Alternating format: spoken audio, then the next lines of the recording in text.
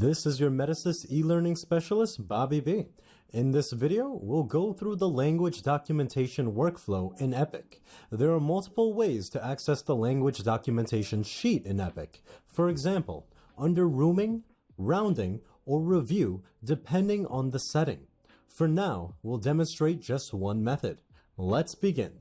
Starting at the top, we can select a patient's preferred language here in this field, or we can click on Show All Choices to easily see a view of languages that we can choose from. For this example, we'll click on Danish and uncheck the Show All Choices box. After selecting the preferred language, you will need to select the reason for documentation. Note that if you select Other, you would need to type in your reason.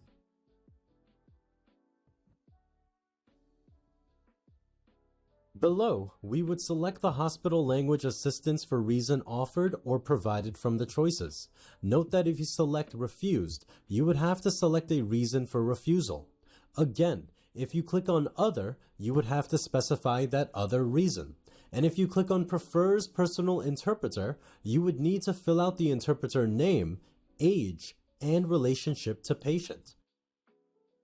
If you select Not Applicable, you would have to select a reason for why the patient could not participate in the interaction before moving forward.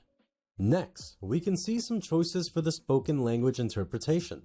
If we click on In-house Interpreter, we would need to fill out the fields below. Keep in mind that any in-house interpreter must be a qualified medical interpreter listed on the language bank page. The same fields apply if you click on the phone interpreter or video interpreter as well. If we click on Agency Interpreter, we would get a slightly different field in which we would have to select the agency name and more.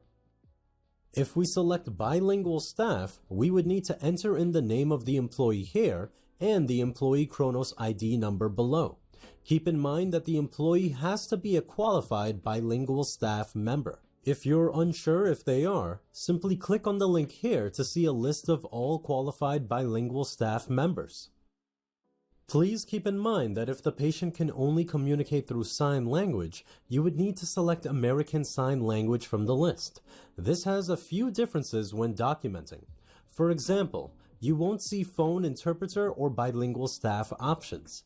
In addition, the agency names are different for patients that prefer sign language, and the in-house interpreter name choices are different as well. To capture a charge, be sure to fill out these fields. Input the start time of the interpretation, the stop time of the interpretation, the total minutes, and the time spent on the interpretation. These are necessary fields to fill out before closing the language activity.